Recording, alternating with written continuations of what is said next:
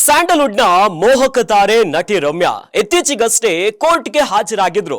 ಅದುವೇ ಹಾಸ್ಟೆಲ್ ಹುಡುಗರು ಬೇಕಾಗಿದ್ದಾರೆ ಎನ್ನುವಂತಹ ಚಿತ್ರತಂಡದ ಮೇಲೆ ದೂರನ್ನ ಕೊಟ್ಟಿದ್ರು. ಅದೇ ವಿಚಾರಕ್ಕೆ ಸಂಬಂಧಪಟ್ಟಂತೆ ನಟಿ ಕೋರ್ಟ್ಗೂ ಕೂಡ ಹಾಜರಾಗಿದ್ರು.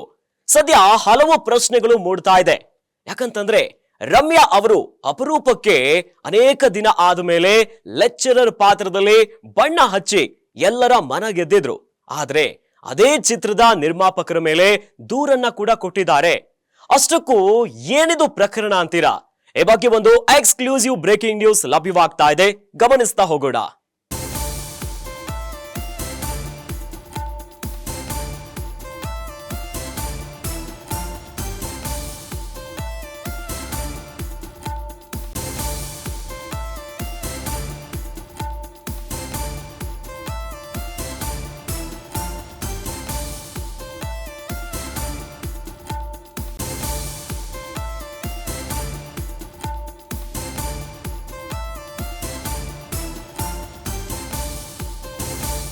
ಕೋರ್ಟ್ ಮೆಟ್ಟಿಲೇರಿದ್ಯಾಕೆ ಮೋಹಕ ತಾರೆ ರಮ್ಯಾ ಅನ್ನುವಂತಹ ಪ್ರಶ್ನೆ ಎದುರಾಗ್ತಿದೆ. ಇತ್ತೀಚೆಗೆ ಕೋರ್ಟಿನಲ್ಲಿ ವಿಚಾರಣೆಗೆ ಹಾಜರಾಗಿದ್ರು ನಟಿ.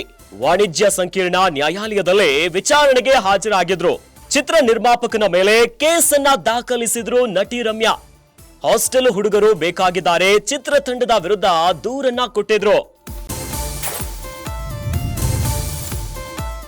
2024ರ ಜುಲೈ 21ರಂದು ರಿಲೀಸ್ ಆಗಿದ್ದ ಸಿನಿಮಾ 2024ರ ಜುಲೈ 19ರಂದು ರಿಲೀಸ್ಗೆ ತಡೆಯನ್ನ ತಂದಿದ್ರು ನಟಿ ರಮ್ಯಾ. ಸ್ಯಾಂಡಲ್ವುಡ್ನ ಮೋಹಕ ತಾರೆ ರಮ್ಯಾ ಕೋರ್ಟ್ ಮೆಟ್ಟಿಲೇರೋದಕ್ಕೆ ಏನು ಕಾರಣ ಅನ್ನೋ ಪ್ರಶ್ನೆಗಳು ಈಗ ಎಲ್ಲರನ್ನ ಕಾಡ್ತಾ ಇದೆ. ಇತ್ತೀಚೆಗಷ್ಟೇ ನಟಿ ರಮ್ಯಾ ಅವರು ವಾಣಿಜ್ಯ ಸಂಕೀರ್ಣ ನ್ಯಾಯಾಲಯಕ್ಕೆ ವಿಚಾರಣೆಗಂತ ಹಾಜರಾಗಿದ್ರು. ಯಾಕಂತಂದ್ರೆ ಹಾಸ್ಟೆಲ್ ಹುಡುಗರು ಬೇಕಾಗಿದ್ದಾರೆ ಎನ್ನುವಂತಹ ಚಿತ್ರತಂಡದ ಮೇಲೆ ದೂರನ್ನ ದಾಖಲಿಸಿದ್ರು. ಅಂದ್ರೆ 2024ರ ಜುಲೈ 21ರಂದು ಈ ಸಿನಿಮಾ ರಿಲೀಸ್ ಆಗಿತ್ತು. ಆ ಚಿತ್ರದಲ್ಲೇ ನಟಿ ಕೂಡ ಕಾಣಿಸ್ಕೊಂಡಿದ್ರು. ಸದ್ಯ ಅದೇ ಚಿತ್ರಕ್ಕೆ ಸಂಬಂಧಪಟ್ಟಂತೆ ಈಗ ಕೋರ್ಟ್ ಮೆಟ್ಟಿಲನ್ನ ಏರ್ತಿದ್ದಾರೆ. ವಿಚಾರಣೆಗಂತ ಕೋರ್ಟ್ಗೆ ಬಂದಿರೋದು ಕೂಡ ಎಲ್ಲರ ಗಮನ ಸೆಳೆದಿದೆ. 2024ರ ಜುಲೈ 19ರಂದು ರಿಲೀಸ್ಗೆ ತಡೆಯನ್ನ ತಂದಿದ್ರು ರಮ್ಯಾ. ಈ ಮೂಲಕವಾಗಿ ಈಗ ಹಲವು ಪ್ರಶ್ನೆಗಳು ಮೂಡ್ತಾ ಇದೆ. ಯಾಕೆ ಕೋರ್ಟ್ ಮೆಟ್ಟಿಲಿರೋದಕ್ಕೆ ನಿಖರವಾದಂತ ಕಾರಣ ಏನು, ಏನಾಗಿತ್ತು ಚಿತ್ರತಂಡದ ಜೊತೆ ಅನ್ನೋದಾಗಿ. ಹಾಸ್ಟೆಲ್ ಹುಡುಗರು ಬೇಕಾಗಿದ್ದಾರೆ ಎನ್ನುವಂತ ಚಿತ್ರ ರಿಲೀಸ್ ಆಗ್ತಿದ್ದಂತೆ ಚಿತ್ರದ ರಿಲೀಸ್ಗೆ ಮೋಹಕ ತಾರೆ ರಮ್ಯಾ ಅವರು ತಡೆಯನ್ನ ಒಡ್ಡಿದ್ರು.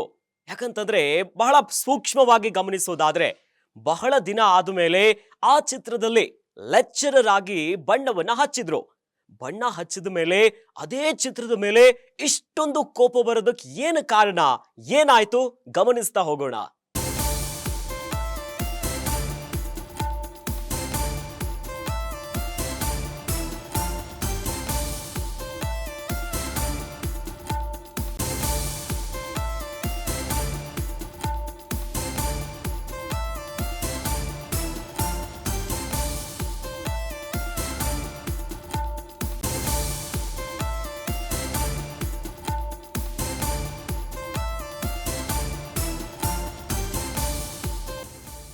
ಇಷ್ಟಕ್ಕೂ ಚಿತ್ರತಂಡದ ವಿರುದ್ಧ ರಮ್ಯಾ ಕೋರ್ಟ್ ಮೆಟ್ಟಿಲೇರಿದ್ ಯಾಕೆ?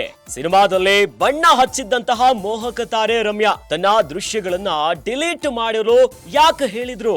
ಬಹಳ ವರ್ಷಗಳ ನಂತರ ಲೆಕ್ಚರರ್ ಪಾತ್ರದಲ್ಲಿ ಬಣ್ಣನ ಹಚ್ಚಿದ್ರು ನಟಿ ರಮ್ಯಾ. ಪ್ರಮೋಷನ್ಸ್ಗೆ ಅಂತ ಕರೆಸಿ ಚಿತ್ರದಲ್ಲೂ ಅದನ್ನೇ ಬಳಸಿದ್ರ.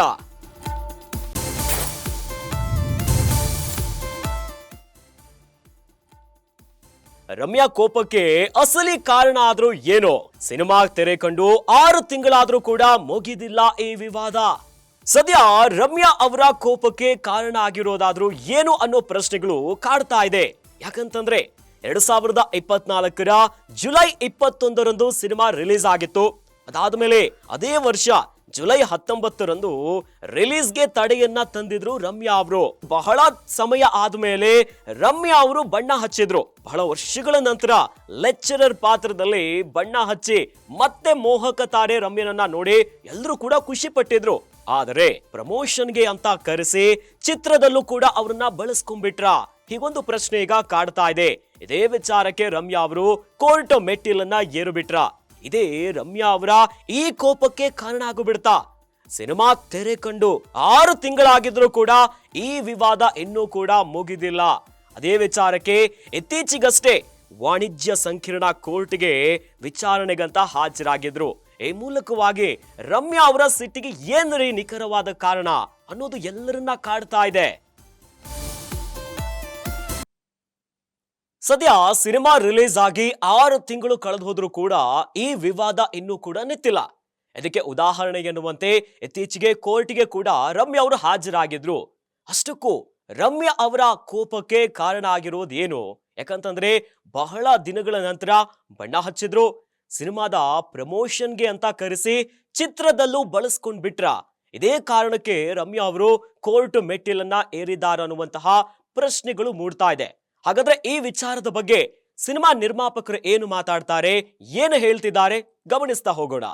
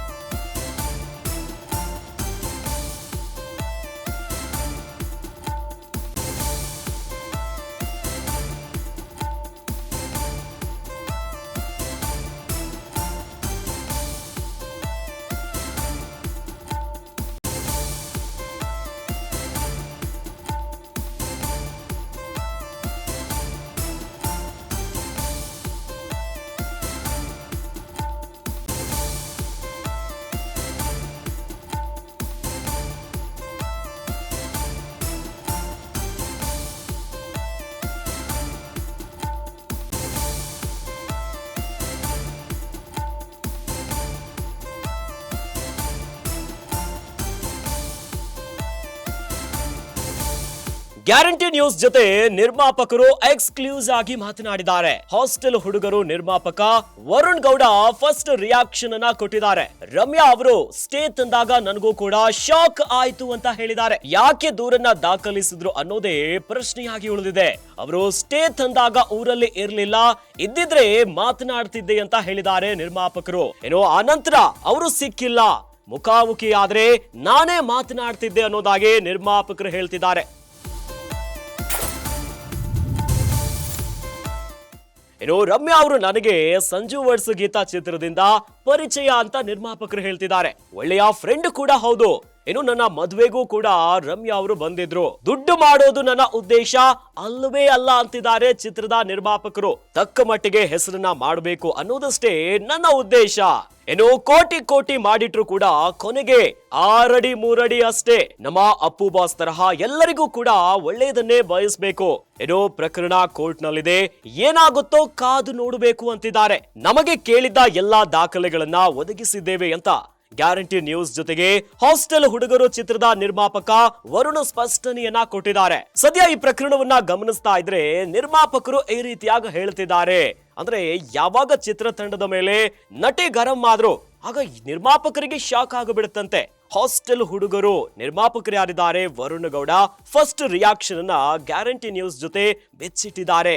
ಯಾವಾಗ ರಮ್ಯಾ ಅವರು ಚಿತ್ರತಂಡದ ಮೇಲೆ ಸ್ಟೇ ತಂದಾಗ ನಿರ್ಮಾಪಕರಿಗೂ ಕೂಡ ಶಾಕ್ ಆಗಿತ್ತಂತಂದ್ರೆ ಯಾಕೆ ದೂರನ್ನ ದಾಖಲಿಸಿದ್ರು ಅನ್ನೋ ಪ್ರಶ್ನೆಗಳು ಕಾಡ್ತಿತ್ತಂತೆ. ಸ್ಟೇ ತಂದಿರುವಂತ ಹೊತ್ನಲ್ಲಿ ನಿರ್ಮಾಪಕರು ಇರ್ಲಿಲ್ಲ.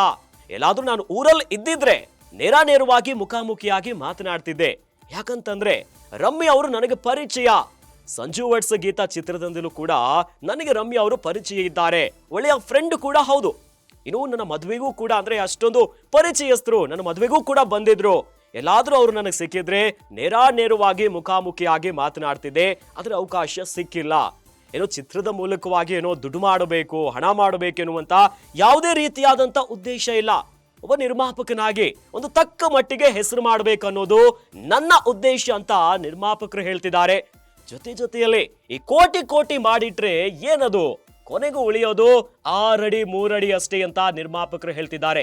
ಜೊತೆಯಲ್ಲಿ ನಮ್ಮ ಅಪ್ಪು ಬಾಸ್ ತರಹ ಎಲ್ಲರಿಗೂ ಕೂಡ ಒಳ್ಳೆಯದನ್ನೇ ಬಯಸಬೇಕು ಅಂತ ನಿರ್ಮಾಪಕರು ಎಕ್ಸ್ಕ್ಲೂಸಿವ್ ಆಗಿ ಫಸ್ಟ್ ರಿಯಾಕ್ಷನ್ ಅನ್ನ ಕೊಟ್ಟಿದ್ದಾರೆ. ಸದ್ಯ ಈ ಪ್ರಕರಣ ಕೋರ್ಟ್ ನಲ್ಲಿದೆ, ಏನಾಗುತ್ತೋ ಕಾದು ನೋಡೋಣ ಅಂತಿದ್ದಾರೆ. ಇನ್ನು ನಮಗೆ ಕೇಳಿದ್ದಂತಹ ಎಲ್ಲ ದಾಖಲೆಗಳನ್ನ ಒದಗಿಸಿದ್ದೇವೆ ಅಂತ ಗ್ಯಾರಂಟಿ ನ್ಯೂಸ್ಗೆ ಹಾಸ್ಟೆಲ್ ಹುಡುಗರು ಚಿತ್ರದ ನಿರ್ಮಾಪಕ ವರುಣ್ ಸ್ಪಷ್ಟನೆಯನ್ನ ಕೊಟ್ಟಿದ್ದಾರೆ. ಹಾಸ್ಟೆಲ್ ಹುಡುಗರು ಬೇಕಾಗಿದ್ದಾರೆ ಚಿತ್ರದ ನಿರ್ಮಾಪಕರಾಗಿರುವಂತಹ ವರುಣ್ ಗ್ಯಾರಂಟಿ ನ್ಯೂಸ್ ಜೊತೆ ಫಸ್ಟ್ ರಿಯಾಕ್ಷನ್ ಅನ್ನ ಕೊಟ್ಟಿದ್ದಾರೆ. ಯಾವಾಗ ರಮ್ಯಾ ಅವರು ಸ್ಟೇ ಅನ್ನ ತರ್ತಾರೆ ನನಗೆ ಶಾಕ್ ಆಗಿಬಿಟ್ಟಿದೆ. ಯಾಕಂತಂದ್ರೆ ರಮ್ಯಾ ಅವರ ಹಳೆಯ ಪರಿಚಯ ಇದೆ, ಮೊದಲಿಂದನೂ ಕೂಡ ಪರಿಚಯ ಇದೆ, ನನ್ನ ಮದುವೆಗೂ ಕೂಡ ಬಂದಿದ್ದಾರೆ. ಏನೋ ಈ ಬಗ್ಗೆ ನಮ್ಮ ಗ್ಯಾರಂಟಿ ನ್ಯೂಸ್ ನ ಫಿಲ್ಮ್ ಹೆಡ್ ಬೇರಗಾನಹಳ್ಳಿ ಲಕ್ಷ್ಮೀನಾರಾಯಣ್ ಜೊತೆ ಚಿತ್ರದ ನಿರ್ಮಾಪಕರಾಗಿರುವಂತಹ ವರುಣ್ ಒಂದು ಮಾತುಕತೆಯನ್ನ ನಡೆಸಿದ್ದಾರೆ. ಆ ಎಕ್ಸ್ಕ್ಲೂಸಿವ್ ಮಾತುಕತೆಯಲ್ಲಿ ಏನೇನು ಮಾತನಾಡಿದ್ದಾರೆ ನೋಡೋಣ ಬನ್ನಿ. ಜುಲೈ 19, 2024ಕ್ಕೆ ನಿಮಗೆ ಒಂದು ನೋಟಿಸ್ ಬರುತ್ತೆ, ಸಿನಿಮಾಗೆ ಅಷ್ಟೇ ತರ್ತಿದ್ದೀವಿ ಅಂತ. ರಮ್ಯಾ ಅವರು ತುಂಬ ಚೆನ್ನಾಗಿದ್ದೀರಾ, ನಿಮ್ಮ ಮದುವೆಗೆಲ್ಲ ಬಂದಿದ್ರು. ಸಂಜು ವೆಟ್ಸ್ ಗೀತಾ ಸಿನಿಮಾಯಿಂದ ನೀವು ಅವರು ಉತ್ತಮ ಒಡನಾಡಿಗಳು, ಒಳ್ಳೆ ಬಾಂಧವ್ಯ ಇದೆ, ಒಳ್ಳೆ ಫ್ರೆಂಡ್ಶಿಪ್ ಇದೆ. ಅವರೇ ನಿಮ್ಮ ಮೇಲೆ ಒಂದು ಕೇಸ್ ಹಾಕ್ತಾರೆ ಅಂದಾಗ ನಮಗೂ ಲಿಟ್ರಲಿ ಶಾಕ್ ಆಯ್ತು ಅವತ್ತು. ಗೊತ್ತಿಲ್ಲ ಸರ್, ಅದು ಯಾಕೆ ಏನು ಎತ್ತ ಅಂತ ಇವತ್ತಿಗೂ ನನಗೆ ಅದು ಕ್ವಶನ್ ಮಾರ್ಕಾಗೆ ಉಳ್ಕೊಂಡಿದೆ. ಬಿಟ್ಟರೆ ನಾನು ಅವ್ರನ್ನಕ್ಕೇನು ಕೇಳೋಕ್ಕೆ ಹೋಗಿಲ್ಲ, ಅವರು ನಾನೇನು ಕೇಳೋಕ್ಕೆ ಹೋಗಿಲ್ಲ ಸರ್. ಬಟ್ ಅದು ಕೋರ್ಟಲ್ಲಿ ನಡೀತಿರೋದ್ರಿಂದ ವಿಚಾರಣೆ ಕೋರ್ಟಲ್ಲೇ ಮುಗಿಸ್ಕೊಳ್ಳೋಣ ಅಂತ ಸುಮ್ಮನಾಗಿದ್ದೀನಿ. ಬಿಟ್ಟರೆ ಬೇರೆ ಇನ್ನೇನೂ ಇಲ್ಲ ಸರ್. ನನಗೆ ಇದ್ದಿದ್ದು ಒಂದೇ ಹೇಳಿದ್ದೇನೆ ಸರ್, ಸಿನಿಮಾ ರಿಲೀಸ್ ಆಗಬೇಕಾಗಿತ್ತು ಅನ್ನೋ ಒಂದು ಇಂಟೆನ್ಷನ್. ಬಿಟ್ಟರೆ ನನಗೇನು ಅವ್ರ ಮೇಲೆ ಏನು ಕೋಪ ಇಲ್ಲ, ಏನಿಲ್ಲ ಸರ್. ನನಗೂ ಅವ್ರು ಸಿಕ್ಕಿಲ್ಲ ತಿರ್ಗಿ ಎದುರುಗಡೆ ಕೇಳೋದಕ್ಕೆ, ಯಾಕೆ ಹಿಂಗೆ ಮಾಡಿದ್ರಿ ಅಂತ ನಾನು ಕೇಳೋದಕ್ಕೆ ಅವ್ರು ನನಗೆ ಸಿಕ್ಕೂ ಇಲ್ಲ, ಅವರು ನನಗೆ ಸಿಕ್ಕಿಲ್ಲ, ನಾನು ಅವ್ರಿಗೆ ಸಿಕ್ಕಿಲ್ಲ ಸರ್. ಮೋಸ್ಟ್ಲಿ ಎದುರುಗಡೆ ಸಿಕ್ಕಿದ್ರೆ ಕೇಳ್ಬೋದು ಸರ್, ಗೊತ್ತಿಲ್ಲ. ನಾನು ಓಕೆ, ಈಗ ಕೋರ್ಟು ಕೇಸು ಅವೆಲ್ಲ ಸೈಡ್ಗೆ ಇಟ್ಬಿಡೋಣ. ನನಗೆ ಜನರಲಿ ಒಂದಷ್ಟು ಕ್ವಶನ್ಸ್ ಇದೆ, ಅದನ್ನು ನಾನು ಕೇಳೋಕ್ಕೆ ಪ್ರಯತ್ನ ಪಡ್ತೀನಿ, ನೀವು ಸಾಧ್ಯವಾದರೆ ಉತ್ತರ ಕೊಡಿ. ಯಾಕಂತಂದರೆ ರಮ್ಯಾ ಅವ್ರನ್ನ ನೀವು ಅಪ್ರೋಚ್ ಮಾಡಿದ್ದು ಬರೀ ಪ್ರಮೋಷನಲ್ ಆ್ಯಕ್ಟಿವಿಟೀಸ್ಗೆ ಒಂದಷ್ಟು ವೀಡಿಯೋಸ್ ಮಾಡೋದಕ್ಕೆ ಅಂತನಾ, ಅಥವಾ ಸಿನಿಮಾದ ಒಂದು ಭಾಗವಾಗಿರಿ ಅಂತಂದು ಅಪ್ರೋಚ್ ಮಾಡಿದ್ದ ಹೇಗೆ ಅಂತ? ಸರ್, ಇವಾಗ ನಾನು ಏನೇ ಮಾತಾಡಿದ್ರು ತಪ್ಪಾಗುತ್ತೆ. ಯಾಕಂದರೆ ಇದು ಕೋರ್ಟಲ್ಲಿರೋದ್ರಿಂದ ಅಂದರೆ ಒಂದಷ್ಟು ರಿಸ್ಟ್ರಿಕ್ಷನ್ಸ್ ನಮಗೂ ಹೇಳಿದ್ದಾರೆ. ಅಂದರೆ ಇದು ಎಲ್ಲೂ ಏನು ಮಾತಾಡೋ ಹಾಗಿಲ್ಲ ಅನ್ನೋ ಕಾರಣಕ್ಕೋಸ್ಕರ ಏನು ಮಾತಾಡೋಕ್ಕಾಗ್ತಿಲ್ಲ. ಬಟ್ ಅಫ್ಕೋರ್ಸ್ ಅಂದರೆ ಈಗೇನು ಅವ್ರು ಏಂತಕ್ಕೆ ಕೊಟ್ಟಿದ್ದಾರೆ ಅನ್ನೋದನ್ನು ನಾವು ಸಿನಿಮಾದಲ್ಲಿ ಇದ್ದಾರೆ ಇಲ್ವಾ ಅನ್ನೋದಕ್ಕೆ ನಮ್ಮ ಹತ್ರ ಏನೇನು ಡಾಕ್ಯುಮೆಂಟ್ಸ್ ಇದೆ ಆ ಡಾಕ್ಯುಮೆಂಟ್ಸ್ನ ಸಬ್ಮಿಟ್ ಮಾಡಿದ್ದೀವಿ. ಬಟ್ ಅದು ಕೋರ್ಟ್ ಡಿಸೈಡ್ ಆಗುತ್ತೆ ಸರ್. ಈ ಕೋರ್ಟ್ ಡಿಸೈಡ್ ಆಗೋವರೆಗೂ ನಾನು ಅದನ್ನೇನು ಮಾತಾಡೋ ಪರಿಸ್ಥಿತಿಲಿ ಇಲ್ಲ. ಅಷ್ಟು ಮಾತ್ರ ಸರ್. ಒಟ್ಟಲ್ಲಿ ಒಂದು ಸಿನಿಮಾ ಶುರು ಆಗೋದಕ್ಕೂ ಮೊದಲು ಒಂದು ಅಗ್ರಿಮೆಂಟ್ ಅನ್ನೋದಾಗಿರುತ್ತೆ, ಅಗ್ರಿಮೆಂಟ್ ಪ್ರಕಾರನೇ ಎಲ್ಲವೂ ನಡೆದಿರುತ್ತೆ. ಈಗ ಕೋರ್ಟ್ಗೆ ಹೋಗಿದ್ರು ಕೂಡ ನ್ಯಾಯಾಧೀಶರು ಏನೆಲ್ಲ ರಿಕ್ವೈರ್ಮೆಂಟ್ಸ್ ಕೇಳಿದಾರೋ ನಿಮ್ಮ ಪ್ರಕಾರ ನೀವು ಎಲ್ಲವನ್ನು ಒದಗಿಸಿದ್ದೀರಾ. ರೀಸೆಂಟಾಗಿ ರಮ್ಯಾ ಅವರು ಕೂಡ ಕೋರ್ಟ್ ಹತ್ರ ಕಾಣಿಸ್ಕೊಂಡ್ರು, ಮಾಧ್ಯಮಗಳಿಗೆ ಒಂದಷ್ಟು ಪ್ರತಿಕ್ರಿಯೆಗಳನ್ನು ನೀಡಿದ್ರು. ಸೊ ನ್ಯಾಯಾಧೀಶರು ನಮಗೆ ಈ ಥರದೊಂದು ಡಾಕ್ಯುಮೆಂಟ್ಸ್ ಕೂಡ ಕೇಳಿದ್ದಾರೆ, ನಾನು ಸದ್ಯದಲ್ಲೇ ಅದನ್ನು ಕೋರ್ಟ್ಗೆ ಸಬ್ಮಿಟ್ ಮಾಡ್ತೀನಿ ಅಂತಕ್ಕಂಥ ಮಾತನ್ನು ಹೇಳಿದ್ದಾರೆ. ಅಷ್ಟೇ ಅಲ್ವಾ ಸರ್? ನನಗೂ ನ್ಯೂಸ್ ಚಾನಲ್ಸ್ಗಳಲ್ಲಿ ನೋಡಿದ್ಮೇಲೆ ನನಗೆ ಅದು ವಿಚಾರ ಗೊತ್ತಾಗಿದೆ. ಯಾಕೆಂದ್ರೆ ನಾನು ಶೂಟಿಂಗಲ್ಲಿದ್ದೆ.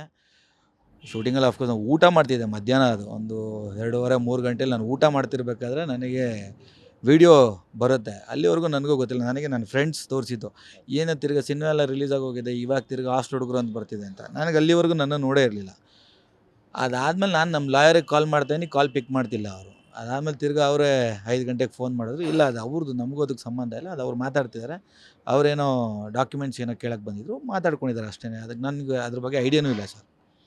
ನನಗೂ ಅವ್ರೇನು ಯಾಕೆ ನಮ್ಮ ಲಾಯರು ನಮಗೇನೇನು, ಯಾಕೆಂದರೆ ಎವ್ರಿ ಮಂತ್ ನಾವು ಕೇಳ್ತಾನೆ ಇದ್ದೀವಿ ಏನು ಇರುತ್ತೆ ಅಂತ. ಇಲ್ಲ, ನಡೀತಾ ಇದೆ ಅಂತ ಅಂದ್ಬಿಟ್ಟು ಹೇಳ್ತಿದ್ದಾರೆ. ಬಿಟ್ಟರೆ ಬೇರೆ ಇನ್ನೇನು ಇಂಟೆನ್ಷನ್ ನಂಗೆ ಸತ್ಯವಾಗಲೂ ಗೊತ್ತಿಲ್ಲ ಸರ್. ಟಿ ವಿಲಿ ಬರೋವರೆಗೂ ನನಗೆ ಐಡಿಯಾನೇ ಇಲ್ಲ ಮೇಡಮ್ ಬರ್ತಿದ್ದಾರೆ ಅಂತ ಅಂದ್ಬಿಟ್ಟು.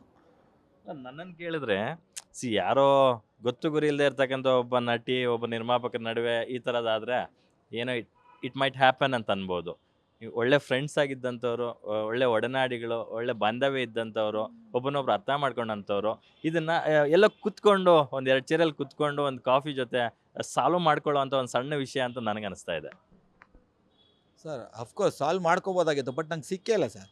ನನಗೆ ಇವತ್ತಿನವರೆಗೂ ನಂಗೆ ಸಿಕ್ಕಿಲ್ಲ. ಯಾಕೆಂದರೆ ನನ್ನ ಸಿನಿಮಾ ಟ್ರೈಲರ್ ಲಾಂಚಿಗೆ ಫೋನ್ ಮಾಡಿದಾಗಲೂ ಕೂಡ ಅವರು ಬ್ಯಾಂಗ್ಳೂರಲ್ಲಿ ಇರಲಿಲ್ಲ.